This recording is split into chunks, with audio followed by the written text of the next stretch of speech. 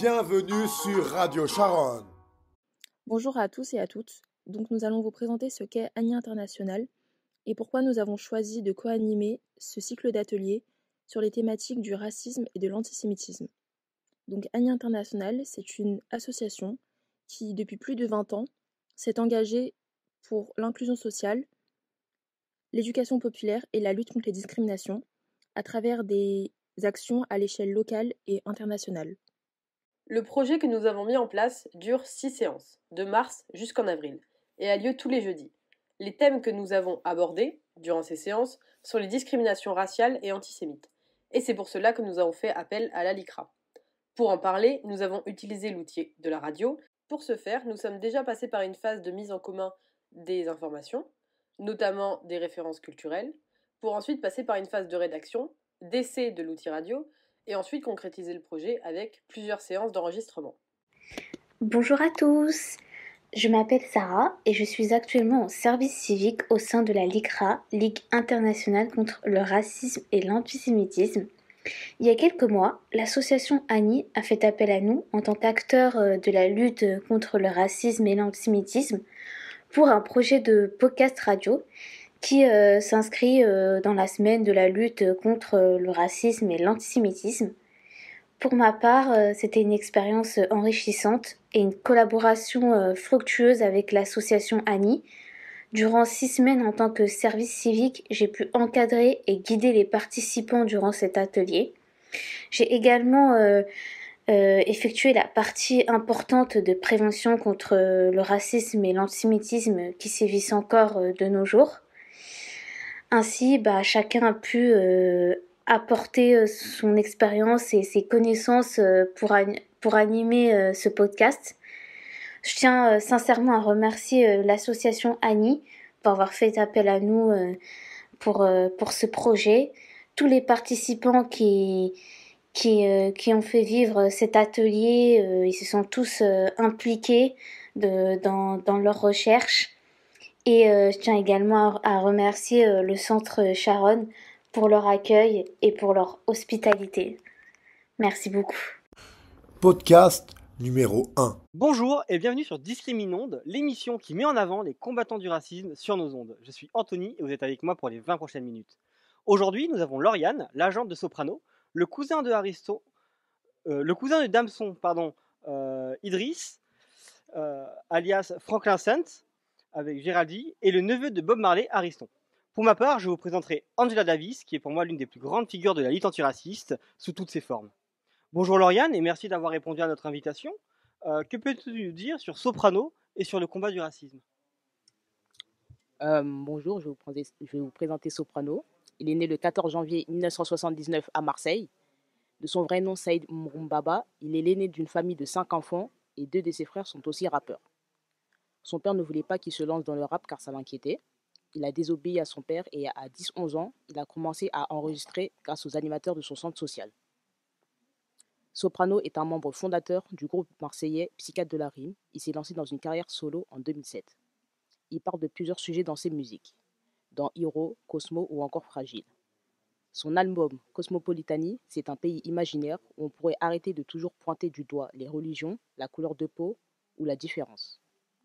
En 2021, au micro de Pure Charts, il revient en exclusivité sur les discriminations qu'il a pu subir. De même, dans le documentaire Noir en France, accompagné de Yannick Noah et Pascal Zadji. Soprano est un artiste noir qui a déjà dénoncé le racisme notamment par des émissions ou documentaires, mais il dénonce ou parle d'autres discriminations dans ses chansons, ce qui peut concerner le physique, au-delà de la couleur de peau, la religion ou l'harcèlement scolaire. Ah d'accord, le fait qu'il soit sur plusieurs fronts à la fois n'est pas forcément connu de tous, donc merci de nous avoir présenté ce côté de cet artiste. Géraldine, tu es là pour nous parler de ton cousin. Quelle arme utilise-t-il pour l'émancipation des Afro-Américains ? Quant à moi, mon cousin, qui est un acteur britannique de 32 ans, il était connu pour un célèbre rôle qu'il a joué qui était de Franklin Saint, qui était un baron de la drogue, tout simplement. Il a gagné, il a beaucoup milité pour les causes et les injures racistes en Amérique, que les Afro-Américains sont victimes. Et aussi, dans le cinéma, il était contre les stéréotypes et il s'est battu pour jouer des rôles qui mettait plus en avant l'homme noir que plutôt jouer un agent de sécurité à Carrefour ou des choses comme ça, tout simplement. Il a gagné le score du meilleur acteur noir en 2023. Et voilà, tout simplement. Il milite grâce à ça. Ah, donc si je comprends bien, ton cousin se bat pour casser les stéréotypes des personnes racisées et leur donner plus de force dans le monde du cinéma. Exactement. Bah, merci de nous avoir montré un pan de cette lutte. Ariston, merci d'avoir encore répondu à notre appel. Tu es le neveu de Bob Marley. Est-ce que tu peux nous raconter ses batailles contre le racisme? Bonjour Anthony. Oui, je vais présenter le racisme de mon oncle Bob Marley.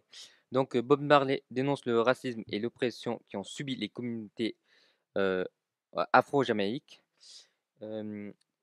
L'Espagne, le Royaume-Uni colonise le passé esclavagiste durant plusieurs siècles avant d'obtenir son indépendance en 1962.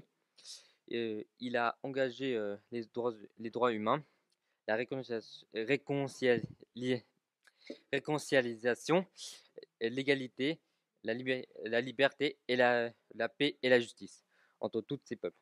Donc il s'est revendiqué neutre politiquement sur sa chanson. Ensuite, l'artiste a marqué l'industrie musicale mondiale qui est aujourd'hui encore qui est décrit comme une icône. Ah oui, donc on connaît ses apports dans la musique, mais moins sur ses prises de position. Donc merci de tes éclairages. Maintenant, je vais vous parler d'Angela Davis. Ce qu'il faut savoir en premier lieu, c'est que la grand-mère de ses parents était esclave. Personnellement, ça remet en perspective la temporalité de cette pratique innommable. Mon arrière-grand-mère est morte il y a que quelques années et Angela Davis n'a que 50 ans de plus que moi.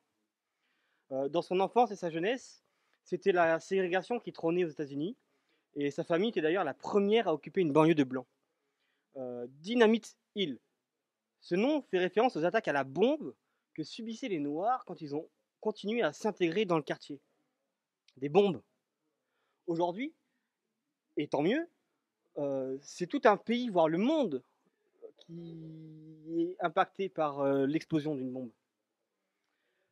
Et malgré ce contexte, Angela Davis a continué ses études.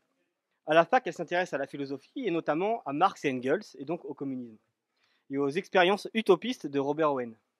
Petit détail, mais pas des moindres, dans son université au Massachusetts, elle était l'une des 3 étudiantes noires. Donc, elle ira ensuite à l'étranger pour parfaire son éducation scientifique et politique, notamment en France et à l'école de Francfort, qui prône une philosophie critique sociale, et particulièrement contre le capitalisme, plutôt que la justification de l'existant, comme ce fut le cas pour prouver, entre guillemets, l'infériorité des personnes noires. En revenant aux États-Unis, elle adhère au Parti communiste et participe au mouvement révolutionnaire de libération des Afro-Américains, inspiré de Marx, Lénine et Mao, où elle fut confrontée au sexisme également du mouvement de libération des Noirs, qui considère le leadership masculin comme un moyen de regagner leur dignité face aux Blancs. Elle travaille dans le même temps dans une université de Californie, mais elle fut renvoyée par son activisme.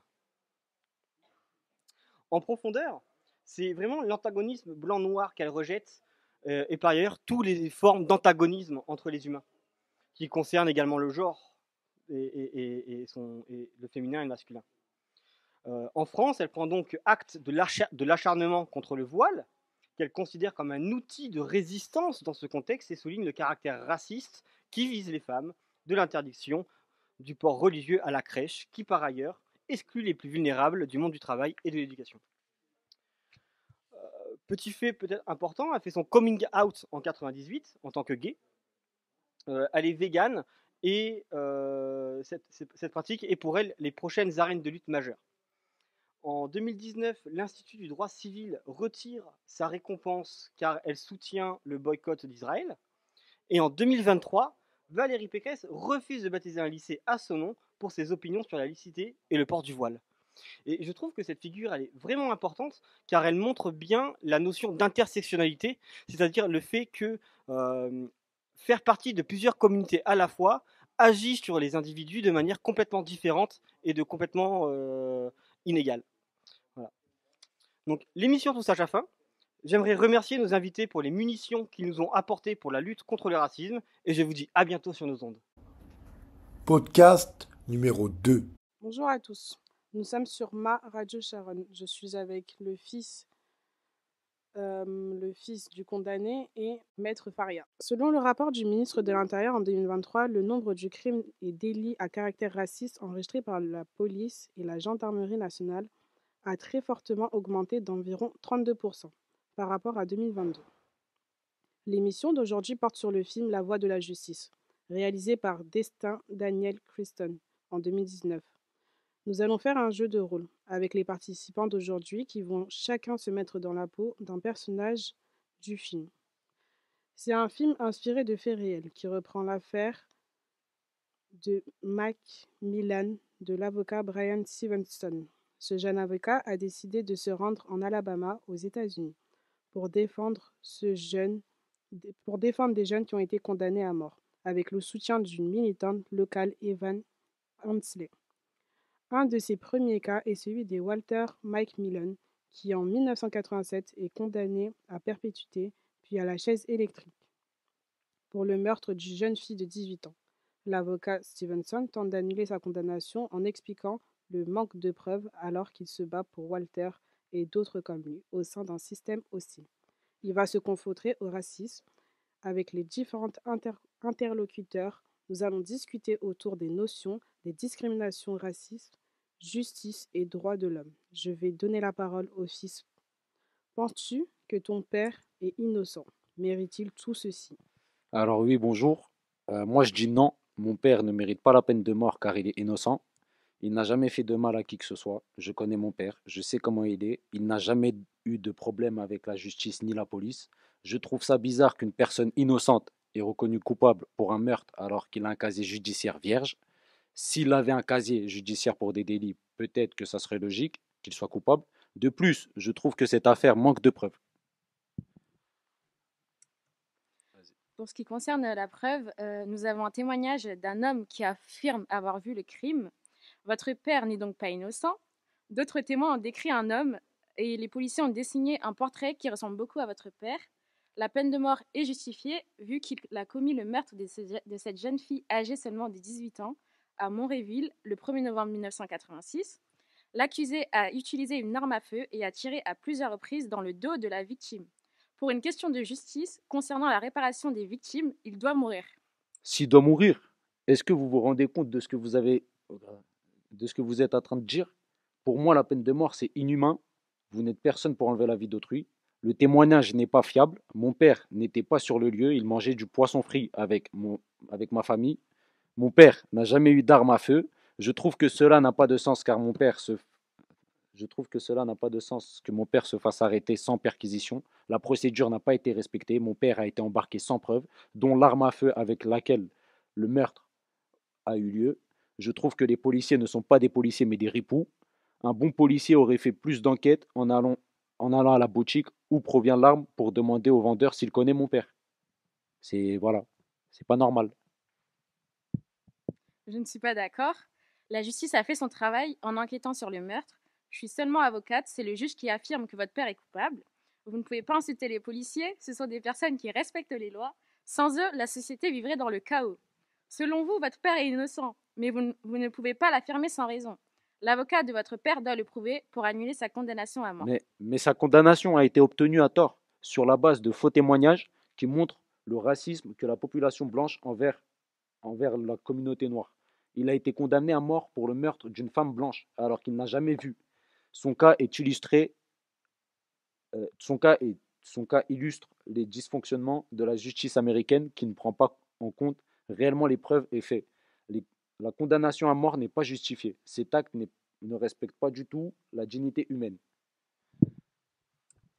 Merci à tous pour cet échange. Pour finir, nous allons débattre sur la question de racisme dans la société. Que pensez-vous des bavures policières sur les jeunes de quartier en France? C'est quelque chose de triste car je trouve que les policiers font des contrôles au faciès. Il faut sensibiliser, faire des courts-métrages sur ces jeunes pour montrer que c'est des personnes avec un bon fond, un bon cœur. Il faut avouer que le racisme au sein de la police existe bel et bien en France, comme dans beaucoup de pays d'ailleurs. En juillet 2016, par exemple, on a eu l'histoire d'Adama Traoré, un jeune homme de 24 ans qui est mort après une bavure policière.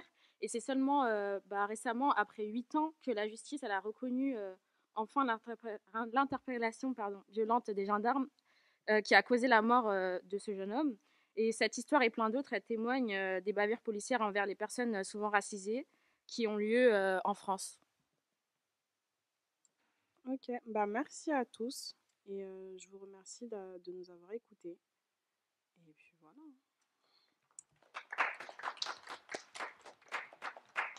Podcast numéro 3. Bonjour à tous, vous êtes sur Radio Charonne. Bienvenue dans cette émission spéciale dédiée aux documentaires sur le chemin de l'école. Aujourd'hui, nous explorons les univers fascinants de 4 enfants à travers le monde. Comment ces récits de courage et de détermination illuminent-ils le chemin vers l'éducation? C'est ce que nous allons découvrir ensemble aujourd'hui. Antoine, le monde du cinéma offre une toile révélatrice des injustices et des défis de notre société. Comment peut-il inspirer et sensibiliser les spectateurs aux enjeux de l'éducation et de l'inclusion, et comment le documentaire sur le chemin de l'école souligne-t-il les défis et les espoirs des enfants pour accéder à l'éducation?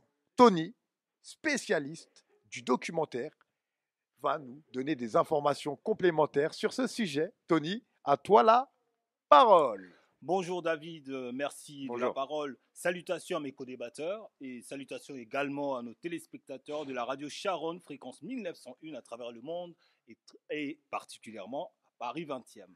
Oui, le chemin sur l'école relate bien le défi de plusieurs enfants dans le monde et leurs familles en fait. Ces enfants nous enseignent l'espoir, la détermination, le courage, n'est jamais abandonné.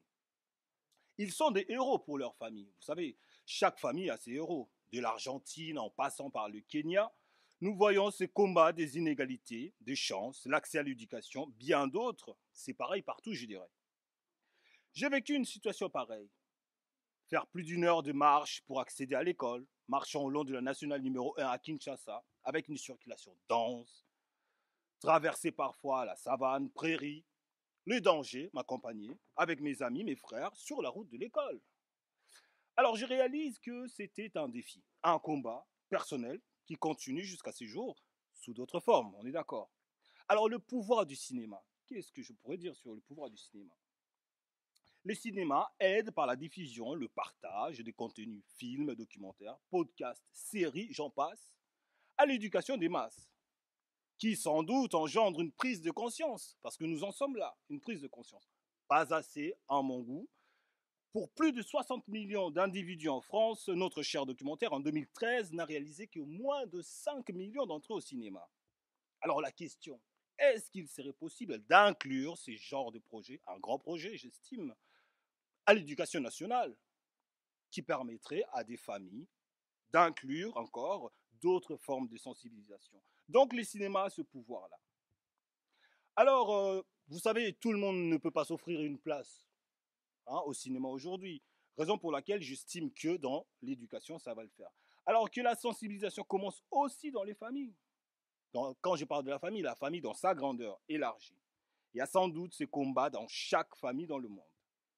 Cela crée exactement des tensions, des divisions. Alors pour y remédier, je dirais quelque chose à nos téléspectateurs. Ne jamais abandonner le combat face aux inégalités dans toutes ses formes. Donc je leur dirai pour conclure mon intervention, soyons des héros pour nos familles, nos semblables, avec une détermination face au combat des inégalités. Je vous remercie David. Mais c'est nous qui te remercions, très cher Antoine. Merci infiniment pour ton partage éclairant sur le pouvoir du cinéma pour provoquer des prises de conscience et encourager l'action en faveur d'un monde plus juste, sensibilisant ainsi aux enjeux éducatifs. Maintenant, très chers auditeurs, après avoir entendu notre ami Antoine, nous allons nous tourner vers notre ami Tony. Tony, qui est vraiment expert sur le racisme. Donc nous allons désormais explorer ce terrain.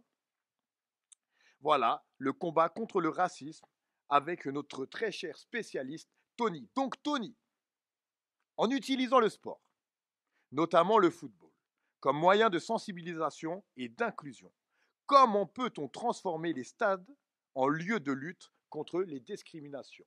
Tony, je t'en prie, à toi la parole. Bonjour David, merci de me donner la parole.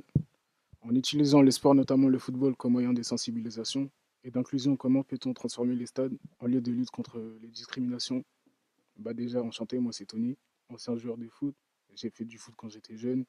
Je suis passé par plusieurs clubs. J'ai connu du racisme et de la discrimination sur le terrain, en dehors du terrain. Ça ne m'a pas affecté, mais j'ai vu des coéquipiers à moi dans une mauvaise situation, notamment quand nous avons fait un déplacement en Espagne.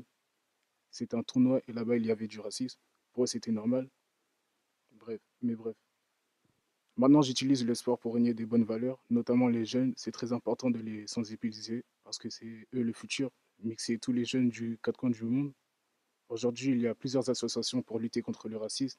Dans le sport, je suis le directeur d'une association à Paris. Il y en a dans toute la France et aussi en Angleterre. Il y aura toujours du racisme dans le sport, mais le plus important est de le diminuer. J'ai aussi proposé à la FFF de bannir tous les actes racistes sur les terrains, dans les tribunes, 5 ans d'expulsion et 150 000 euros d'amende. Et donc, cette règle sera mise en place dès le début de 2025. Absolument, un grand merci à toi, Tony, pour ton engagement vibrant en faveur de l'inclusion et du respect dans le monde du sport. Maintenant, très chers auditeurs, nous allons passer à Noémie, experte engagée dans la promotion de l'égalité des chances pour explorer les chemins vers une éducation plus équitable. Noémie, à travers les témoignages des enfants du film, comment pouvons-nous œuvrer pour une éducation équitable et inclusive pour tous? Noémie, je t'en prie, à toi la parole. Bonjour tout le monde. Alors, premièrement, je pense qu'il faudrait favoriser l'accès universel à l'éducation, peu importe la classe socio-économique ou le lieu de résidence des enfants. On a pu aussi voir que les situations de handicap, elles posaient problème. Par exemple, dans le cas du petit Samuel qui a 13 ans en Inde, il doit faire 1h20 de trajet chaque matin et c'est ses petits frères qui doivent le porter. Moi aussi, j'ai une expérience personnelle. Quand j'étais en Martinique, jusqu'à mon collège, je marchais 1 heure à pied quand mes parents ne pouvaient pas me déposer à l'école. On peut aussi sensibiliser et former les acteurs éducatifs, donc les profs, les parents, mais aussi les élus, et adapter la formation aux enfants. On a pu voir que la petite Zoïra, elle veut devenir médecin et du coup, elle se rend auprès des familles pour les convaincre d'envoyer les enfants à l'école. Donc, elle veut éliminer aussi un peu les barrières financières et garantir aux parents que ça ne sera pas une charge financière en plus. Donc tout ce qui est frais de scolarité, les fournitures et encore les uniformes scolaires. En Martinique, on voit aussi tout ça parce que les parents doivent payer l'uniforme, la tenue de sport, les livres. Et du coup, ces formes d'inégalité au sein d'un même pays, elles renforcent les tensions internes à un niveau national et ça crée un fossé entre les territoires. On peut aussi penser à une collaboration entre les gouvernements, les ONG, les communautés locales et les entreprises en mobilisant les ressources. Par exemple, pour le petit Jackson qui a obtenu une bourse scolaire grâce à ses bons résultats scolaires, il peut devenir pilote d'avion plus tard, possiblement. Un immense merci à toi, Noémie. Voilà, pour ta passion et ton dévouement à construire des ponts vers une éducation plus juste et pour tous. Maintenant, chers amis, nous allons échanger avec Jeanne, spécialiste de la mixité sociale, pour enrichir notre réflexion sur la diversité et l'inclusion. Jeanne, le documentaire met-il en lumière l'importance de la mixité sociale et de l'inclusion pour l'éducation? Donc, Jeanne, je t'en prie, à toi la parole. Bien, merci. D'abord, je me présente, je m'appelle Jeanne, je m'intéresse à plusieurs faits de société et du coup, je m'engage après dans plusieurs luttes, notamment celle contre les discriminations. Ici, je vais parler de discrimination sociale et raciale dans le sens où là, on parle de racisme on parle de race pour pouvoir parler de racisme et du coup, évidemment, c'est en termes sociologiques, quoi. Ça, c'est pour les bases. Et après, pour répondre à ta question, David, dans ce film documentaire, on suit donc plusieurs enfants sur le chemin pour aller à l'école. et on se rend compte qu'il y a des difficultés pour y aller, qu'ils et elles ont à traverser pour pouvoir accéder à l'école, à cause de distance, du manque de moyens de transport mis à disposition, d'argent, du fait d'un handicap ou quoi. Et donc, il y a un message qui est mis en avant, donc c'est de l'importance justement, enfin de la chance que certains et certaines ont d'avoir une éducation. Donc là, on peut... Enfin, moi, j'ai vu à travers ce film-là beaucoup de nombreux combats à l'éducation qui sont révélés. Et ça m'a fait réfléchir à, ici en France aussi, l'accès qui peut être réduit. C'est pas du tout les mêmes, enfin, c'est pas forcément les mêmes problématiques, mais on voit bien que l'école française reproduit beaucoup des inégalités. Dans l'expérience que j'ai eue et dont je me suis rendu compte du coup quand j'étais notamment au collège, lycée, j'ai été élève enfin j'ai changé plein de fois d'école et j'ai été élève dans dans beaucoup d'écoles publiques différentes et dans une école privée. Et la mixité sociale dans les écoles privées, ça n'existe pas. Enfin, c'est très, très, très, très faible. Et donc ça, c'est un point qui peut être important. Donc là, par exemple, on comprend que c'est relié, du coup, statut social et le racisme au sein de la France. Parce que, en fait, le statut social élevé, il est difficilement atteignable par tout le monde. Donc on peut parler de racisme systémique, donc dans le sens où, genre, dans la structure du pays, il y a... Enfin, tout le monde n'a pas les mêmes chances d'atteindre, par exemple, une éducation, un loyer, un logement, un travail ou quoi. Et qu'il y a des discriminations qui reviennent souvent, notamment, du coup, des discriminations basées sur des principes racistes. Et pour ce qui est de l'éducation, il y a des chiffres concrets que j'avais trouvés intéressants et que je peux peut-être vous partager. C'est qu'il y a certaines écoles où il y a plus du coup de mixité. Donc ça peut être, par exemple, il y a eu beaucoup d'études dans des écoles de banlieue où on voit qu'en fait, à note égale, les élèves entre... deux élèves, disons, un élève ou une élève de centre-ville vs un élève ou une élève de banlieue dans une école, s'ils ont les mêmes notes, disons on a 9, il y en a un qui va redoubler, il y en a un qu'on va pas faire redoubler. Et forcément, c'est dans les écoles où il y a beaucoup plus de mixité sociale qu'on les fait redoubler. Donc on voit que ça pousse pas du tout à l'éducation pour tout le monde et que c'est encore un combat à mener. Voilà. Un sincère merci à Jeanne pour son plaidoyer en faveur de la diversité culturelle et de l'inclusion dans nos sociétés. Malheureusement, notre émission touche à sa fin. Merci à nos invités pour leurs paroles inspirantes et leurs réflexions profondes sur les chemins de l'école.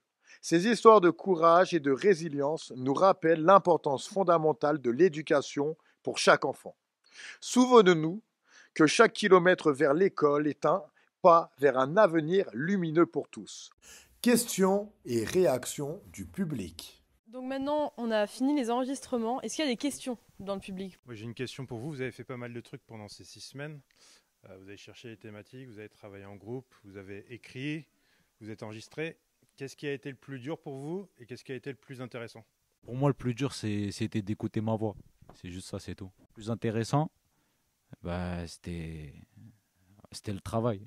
Genre quand on travaillait en équipe, on dialoguait entre nous, on s'entraidait, ça c'était beau. Ouais, moi je reviens un petit peu sur ce que Mansour a dit. Ça veut dire que c'est vrai que ça nous a permis, je pense, un peu de nous rapprocher, de créer plus de liens, de créer une cohésion de groupe. Donc par rapport à ça, c'était vraiment intéressant. Je pense aussi que l'outil radio sur la prise de parole en public, il est vraiment aussi très intéressant. Pour ma part, ce qui a été le plus dur à faire, c'est de trouver une figure qui me parlait. En vrai de vrai, j'ai dû rester au moins 2 heures, 2 heures et demie à essayer de chercher une figure qui me parlait. Je ne connais pas forcément toutes les figures sur le racisme et je voulais pas forcément une figure qui ne parlait que d'un seul pan du racisme, comme j'ai pu au début, quand j'ai essayé de chercher des personnes, bah, c'était contre ça, contre ça, contre ça. Et ça m'intéresse pas. Ça passe. Pourquoi c'est pourquoi ça. Enfin, voilà, je vibre pas pour ça. Et il y a aussi le fait de qu'il y ait un représentant pour tous les combats. Enfin, moi, ça me gênait aussi qu'il y a tellement une diversité de particularités avec tout le racisme, etc., que un représentant ne pouvait pas parler de tout. Et finalement, c'est ok, c'est pas forcément très grave qu'on peut pas parler de tout. Et justement, Angela Davis m'a permis justement cette ouverture à divers combats, à divers fronts, sans pour autant parler de tous, mais de ce qui la touche personnellement, elle. Voilà. Et je trouve ça aussi intéressant de plus que moi mes recherches et m'écouter, écouter les autres, ce qu'ils avaient à dire sur ces problèmes. Moi, j'ai bien aimé, autre que les podcasts, on a fait aussi du coup des espèces de débats, genre on avait des papiers à tirer, il y avait des questions un peu, comment on dit, un peu putaclic, c'est ça que tu dis. Et là-dessus, c'était cool parce que, comme tu disais, du coup, on a grave pu apprendre à se connaître et à débattre sur des idées. Et en plus, il y avait un cadre où parfois, tu peux quand même lâcher des dingueries, mais ça se passe bien. Et après, tu t'expliques et tout. Donc, c'est bien. Alors, moi, j'ai une question. Est-ce que ça vous a donné envie de vous engager contre le racisme et l'antisémitisme? Est-ce que ça vous a donné, entre guillemets, une vocation Je prêche un peu pour ma paroisse, mais on ne sait jamais. Est-ce que ce sont des causes qui vous tiennent à cœur? Enfin, déjà un peu avant d'avoir fait le podcast, que c'est un sentiment qui s'est renforcé pendant le podcast, que vous êtes dit, moi aussi, je veux un peu comme les personnages que vous avez présentés, plus ou moins. Enfin, est-ce que ça vous donne envie de vous engager, en fait? Contre le racisme, tout ça. Ouais, est-ce que c'est devenu un peu une cause pour toi qui... Ouais, qu'est-ce que tu as envie de faire un truc après le podcast aider les personnes, les personnes qui sont dans des cas en mode qui sont victimes du racisme. Comment d'autres injustices, voilà, exactement. Les aider. Rendre l'injustice juste. Ok. Moi, je pense pas que ça écrit une vocation, parce que en tant que personne noire, c'est déjà une cause qui tient à cœur un petit peu quand même. Mais juste nous, au niveau du groupe, on n'était pas forcément proches de base et ça a permis un peu d'approfondir nos relations et de créer un peu plus de liens et de voir que ça arrive quand même vachement à tout le monde et même à ceux qui en subissent pas forcément, de mettre un peu plus les mots sur ce qui se passe ou autre. Merci pour cette question, Sarah, parce que j'aime bien réfléchir à ça aussi. Dans le sens où, en fait, ma question, ce serait plutôt, ça ressemble à quoi de s'engager contre les discriminations, au sens large? Parce que ça peut être quelque chose de très grand et très gros, très officiel, comme travailler dans une institution, dans une ligue ou dans une association. Mais je pense qu'il y a énormément de petites choses qui font partie de ça, qui sont tout aussi importantes. Que ce soit dans une situation où j'ai des potes qui sont arrêtés à côté de moi, la façon dont je réagis, pour moi, ça peut être une forme d'engagement. D'accord ? De dire, de mettre des mots sur ce qui est en train de se passer, de le formuler ou d'en parler à quelqu'un d'autre. Pour moi, ça, c'est de l'engagement. C'est pas juste parce que aujourd'hui, je suis là devant vous en tant que salarié, mais c'est pas seulement dans ce cadre-là que ça se passe. D'ailleurs, quand ça commence à se passer dans ma vie perso, j'ai de plus en plus de mal parce que je suis pas payée et ça me fatigue plus vite. Donc, mais à voir, parce que du coup, ça peut être différent pour tout le monde. Donc, je me demandais pour vous à quoi ça ressemble. Parce que comme tu l'as relevé, il y en a, des fois, on les subit de base. On n'a pas trop le choix. on doit plutôt s'équiper pour pouvoir répondre et réagir quand ça arrive, parce que ça arrive. Mais aussi, du coup, ma question, c'est si je ne corresponds pas au profil qui est typiquement discriminé, c'est quoi ma position? Comment est-ce que je m'engage? C'est quoi ma responsabilité par rapport à ça? Quelles questions est-ce que je me pose? Donc l'engagement, il est dans tous les sens. Tu as parlé de différentes formes d'engagement. Ouais. Et moi, par exemple, je pensais, quand il y a des phénomènes comme le Black Lives Matter, par exemple, sur les réseaux, de partager un peu qu'est-ce qui se passe. Et je m'engage beaucoup comme ça sur les réseaux. Du coup, Sawel, ton discours, il résonne un peu en moi, dans le sens où je ne corresponds pas au profil discriminé, évidemment. Hein. Comme vous avez bien vu, je suis blanc, en plus je suis un homme. Mais comment je m'engage, en fait, c'est un peu... cette réflexion, elle est un peu compliquée parce que je ne sais pas et je ne pourrai jamais savoir ce que subissent les autres. Mais le tout est de savoir écouter et ne pas nier les ressentis et ce que peuvent raconter les autres. Et c'est pour ceux qui sont justement ceux qui subissent. Donc il y a déjà... et la question, elle est un peu plus profonde que ça. C'est est-ce que les autres peuvent le raconter, ce qu'ils subissent? Et ça, c'est encore un autre problème. Et c'est peut-être comme ça qu'on peut aussi s'engager. C'est de faire prendre conscience aux autres qu'ils puissent raconter et leur apprendre à raconter. Parce que c'est justement par l'invisibilisation des ressentis des autres, etc., qu'on n'en a pas conscience et qu'on n'a pas envie de savoir finalement. Voilà. Et je ne m'engage pas forcément sur le racisme en tant que global, que soit etc. Pas forcément parce que ça ne me concerne pas, mais parce que... alors c'est pas que ça ne me touche pas non plus, mais j'estime que s'engager, c'est donner de soi, mais j'estime que je donne pas assez, mis à part mon écoute et quand on me dit quelque chose, je vais essayer d'agir pour éviter toutes sortes de choses, quoi. Mais je sais pas si on peut appeler ça une forme d'engagement qui va combattre en globalité la cause.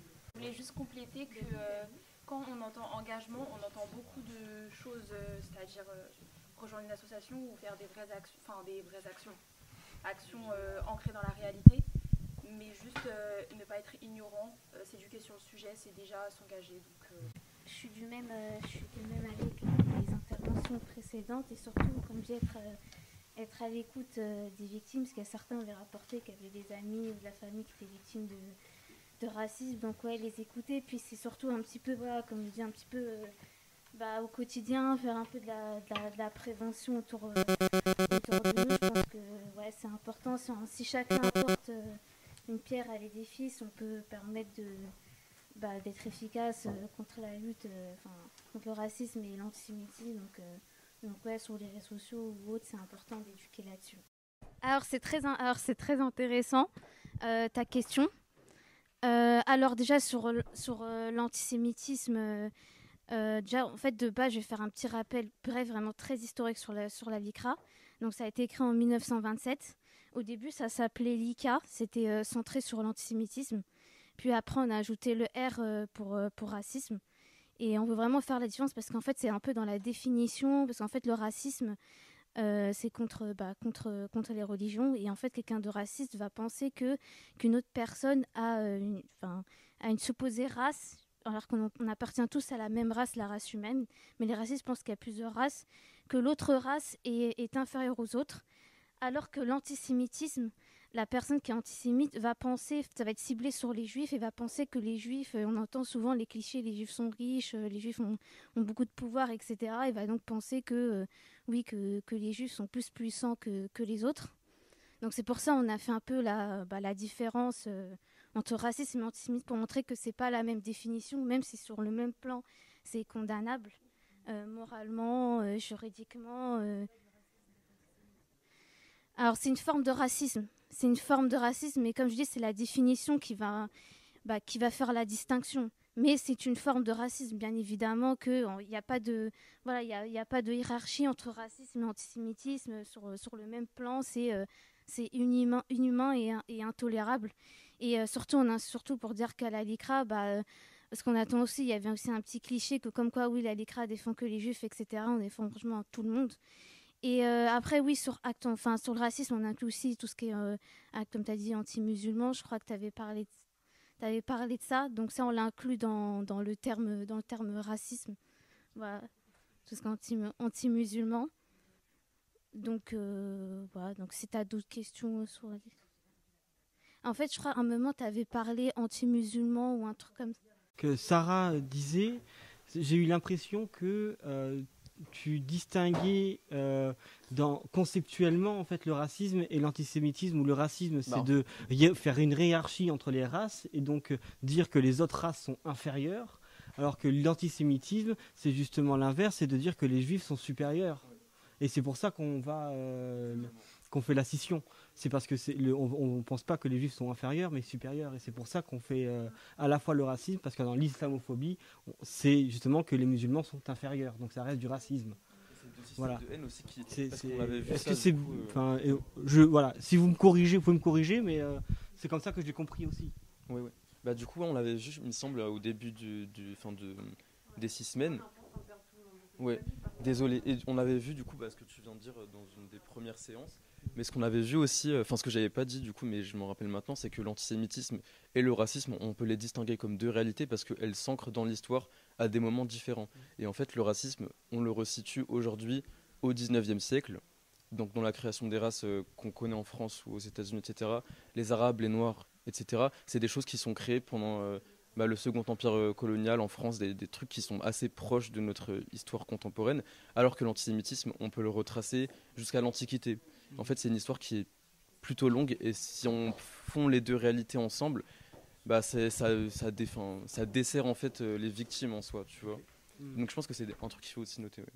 En fait, c'est quelque chose qui est dire que les Juifs seraient supérieurs aux autres, c'est parce qu'en fait ça a l'air un peu comme un jugement positif en soi, mais c'est pas le cas parce que en fait c'est pas exactement, mais aussi le problème c'est que en fait c'est une théorie du complot qui est ancrée dans des dynamiques de pouvoir aussi qui remontent au 19e siècle, même avant, en disant que les Juifs seraient à la solde. Ouais. Désolé, je fais vite après. C'est juste de dire qu'en fait les Juifs seraient à la solde du monde et qu'ils maîtriseraient le monde, et qu'il y aurait un complot de le Juif contrôle l'ordre du monde, l'économie, etc. Et qu'en fait on serait soumis à cette domination, quoi. Donc en soi, cet argument de la supériorité, c'est là qu'il est problématique, c'est de dire que en fait il y a une malice juive, quoi, tu vois. Ouais, c'est ça. Voilà, c'est ça. Ouais, je complète aussi 2 secondes. Et que du coup ça a justifié un génocide, en fait. Donc en fait voilà. Donc ça a justifié vraiment une extermination en masse. Enfin, une campagne comme ça de puisqu'ils sont comme ça, il faut que ça s'arrête et il faut qu'on se défende. Bref. Ouais, c'est ça. Ça répond à ta question, Tony ? Est-ce que ça... Ouais. Pour moi, la ségrégation, c'est quand on va juger une personne très fortement pour sa couleur de peau et qu'on va faire aussi un espèce de culte dessus. Et après, on va organiser des choses, on va dire, négatives contre la personne parce que, par exemple, elle est de telle couleur de peau. Et en fait, c'est vraiment un mélange de discrimination, de non-compréhension et de non... voilà. Voilà, c'est ça. Si quelqu'un peut compléter. Yes. Alors, pour compléter, merci Léa. Pour compléter, la ségrégation, c'était aussi une séparation à l'échelle de l'État. C'est-à-dire que c'est l'État qui a légalisé la séparation de race, et je mets des gros guillemets en utilisant le mot race, d'accord ? Parce que c'était à ce moment-là, ils utilisaient encore ce mot-là. Donc la ségrégation, c'est quand l'État des États-Unis a inscrit dans la loi qu'il y avait des espaces pour les personnes blanches et d'autres espaces pour les personnes non blanches. D'accord ? Donc il y avait des toilettes autorisées, des restaurants autorisés, des places dans les fameux, et ça on en connaît tous une, dans les bus. Exactement, Rosa Parks. Donc ça, c'était dans ce cadre-là. La ségrégation, c'était une mesure très précise, légale. Exactement, de séparation, classification légale. Il y a un équivalent en Afrique du Sud, l'apartheid. D'accord ? Donc il y a différents noms selon les pays qui sont inscrits dans les histoires respectives qui décrivent ce système-là. J'ai vu un film sur TikTok, enfin c'est TikTok qui m'envoie des trucs. Et ben, ça s'appelle Les couleurs des sentiments. Voilà, c'est ça. La couleur des sentiments avec Emma Stone. Et ça reprend parfaitement ce que dit justement Samuel sur justement, en fait, c'est un peu l'histoire d'une... Vous connaissez ? Du coup, c'est l'histoire d'une femme blanche qui arrive du coup chez les Noirs et du coup qui va justement faire un journal sur en gros et surtout une enquête sur les gens qui sont noirs et qui vont faire des choses, et du coup elle va faire un espèce de livre, et du coup c'est un livre révolutionnaire pour dire stop en fait cette séparation entre les noirs et les blancs, et normalement le livre il va être publié, mais après je vous spoil pas le reste, même si je l'ai fait un peu. Sur les trucs de ségrégation, Anthony, tu disais que justement il n'y avait pas eu de ségrégation en France pareil et acté, ouais, mais je sais pas à quel point du coup j'ai l'impression qu'il peut quand même y avoir de la ségrégation même si l'État ne le dit pas, et que même en soi on peut parler de ségrégation genre même urbaine, en mode il y a telle classe qui vont rester avec telle classe, il y a tel quartier qui sont faits pour telle personne, et qu'il y en a encore vachement maintenant, en vrai. Heureusement, on n'a plus de bus spécialisés, mais... ouais, voilà, c'est ça, mais c'est quand même bien ancré encore, quoi. Moi, j'ai une petite question pour le public. Donc, ils ont aussi parlé des bavures policières. Est-ce que vous pouvez, vous, de notre côté, nous en dire un peu plus ?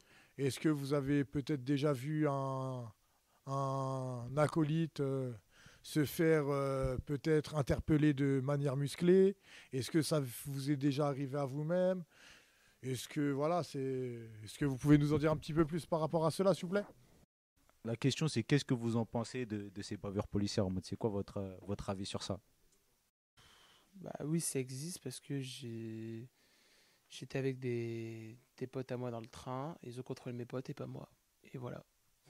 Donc ça, typiquement, toi, ils t'ont pas contrôlé parce que t'es de couleur blanche. Donc ça s'appelle, pour les autres, un contrôle au faciès. Ouais. D'accord? Il y avait des raisons de contrôler ton groupe? A priori, non. Donc tes amis, ils ressemblaient à quoi? Ils avaient quelle apparence physique? Ouais, ils faisaient ta taille.